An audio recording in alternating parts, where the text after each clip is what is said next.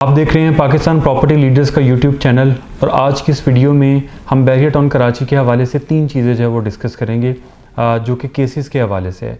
First of all कि case है क्या या था क्या, केस पे डिसीजन जो है वो क्या आया और क्या जो अलॉटीज़ हैं उनके प्लॉट सेफ़ हैं या किस कैटेगरी में जो है वो फॉल करते हैं। सबसे पहले अगर हम केस की नौयत देखते हैं, थोड़ा सा गौर किया जाए तो आपको ये बात पता चलेगी कि एक तरह से ये केस खुद बहरिया टाउन कराची मैनेजमेंट की तरफ से इनिशिएट किया गया था, जिसमें इन्होंने एक तरह से मौक़िफ़ इख्तियार किया था इनडायरेक्टली कि जो हमें लैंड अलॉट की गई है, एक तो वो लैंड कम है और सेकेंडली जो हमने 460 अरब देना है वो पैसे हमसे ज़्यादा वसूल किए जा रहे हैं। इतने पैसे, इतनी कॉस्ट जो है वो इस लैंड की बनती नहीं। तो ये तमाम मदरजात जो है ये बताते हैं कि बेसिकली ये केस कोर्ट की तरफ से कोई सो मोटो एक्शन नहीं था, ये खुद बहरिया की तरफ से एक ओपन करवाया गया जो है वो केस था कंपनसेशन लेने के लिए।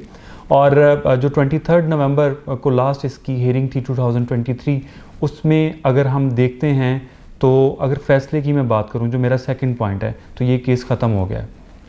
बहरिया टाउन कराची मैनेजमेंट के जो भी आप कह लेंगे मौक़िफ़ था, मेनली ये 2 चीज़ें थी उसमें, तो उस पे कोर्ट ने उन तमाम मौक़िफ़ को जो है वो मुस्तरद भी कर दिया एक तरह से। और जो सबसे इसमें मेन चीज़ थी, दोबारा रीसर्वे करवाया गया इस लैंड का।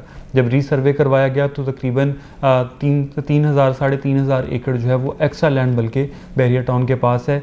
तो इन शॉर्ट अगर मैं समराइज़ करूं इस पूरे केस को और इसके डिसीजन को, तो ये केस स्टार्ट होने से पहले बहरिया टाउन कराची के लीगल मामलात के हवाले से चीज़ें जहां पे थीं वहीं पे उस नॉर्मेलिटी पे आज आ चुकी हैं आफ्टर 23 नवंबर हेयरिंग।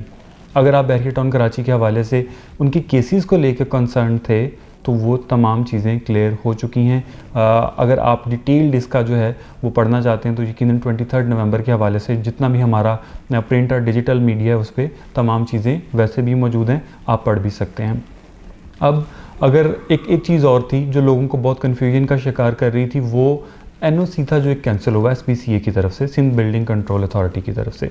अगर उसकी भी डिटेल्स को देखा जाए तो वो एडवर्टाइजिंग के हवाले से था।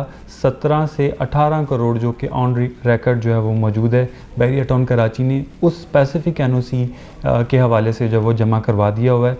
अगर वो NOC अभी भी उसकी कैंसिलेशन एग्जिस्ट करती होती तो यकीनन तकरीबन 23 नवंबर को इस केस की जो हेयरिंग है वो आलमोस्ट 6 घंटे तक चलती रहती, तो उस NOC का जिक्र भी ज़रूर होता। जो जजेस हैं या जो गवर्नमेंट की तरफ से लॉयर्स हैं वो इस चीज़ को मेंशन जो है वो ज़रूर करते। अब एक बहुत बड़ा कंसर्न इस टाइम अगेन ये है कि रीसर्वे करवाया गया है और दोबारा से एक मैप जो है वो इशू किया गया है बहरिया टाउन कराची के हवाले से। हम पाकिस्तान प्रॉपर्टी लीडर्स हमेशा अपने क्लाइंट्स को सिर्फ एक बात कहते आए हैं, आज के बहरिया टाउन में आप कोई भी चीज़ बाय करना चाहते हैं, सिर्फ एक फार्मूला है, सिर्फ एक टिप है, वो ये है कि जो भी चीज़ ऑन ग्राउंड मौजूद है वो चीज़ आप बाय कर लें, वो चीज़ सेफ़ है। क्योंकि जब से बहरिया टाउन कराची लॉन्च हुआ है, 13-14 साल इसको होने वाले हैं, तब से लेके आज तक बहरिया टाउन कराची ने 1 इंच भी वो लैंड डेवलप नहीं की जो इनके पास नहीं थी, या इनको कोई भी किसी किस्म का डाउट था कि ये लैंड इनके लिए प्रॉब्लम जो है वो क्रिएट कर सकती है। और उस नक्शे को आप देखते हैं, यकीनन हमारी स्क्रीन पे भी मौजूद है। उन नक्शों को अगर आप देखते हैं तो वो नक्शे भी उन्हीं सारी चीज़ों को जो है वो प्रोमिनेंट कर रहे हैं जो कि इस टाइम डेवलप्ड एरिया है। जितना भी डिफरेंट मैप्स चल रहे हैं, एक मैप हुआ है जिसमें पर्पल जो है वो मार्क किया गया है कि ये लैंड बहरिया के पास नहीं है। तो मेरे भाई ऑलरेडी उन जगहों पे तो बहरिया की बाउंड्री मौजूद है। वो प्रीसेंट 28 की बैक हो, वो प्रीसेंट 51, 52 उसमें से निकला हो, स्पोर्ट्स सिटी का बहुत बड़ा हिस्सा निकला हो। आप 26A में जाते हैं, 37 में जाते हैं तो वहाँ पे बाकायदा आपको बाउंड्री वॉल नज़र आ रही है। आपको प्रीसेंट 28 की बैक पे जो है वो बाउंड्री वॉल नज़र आ रही है।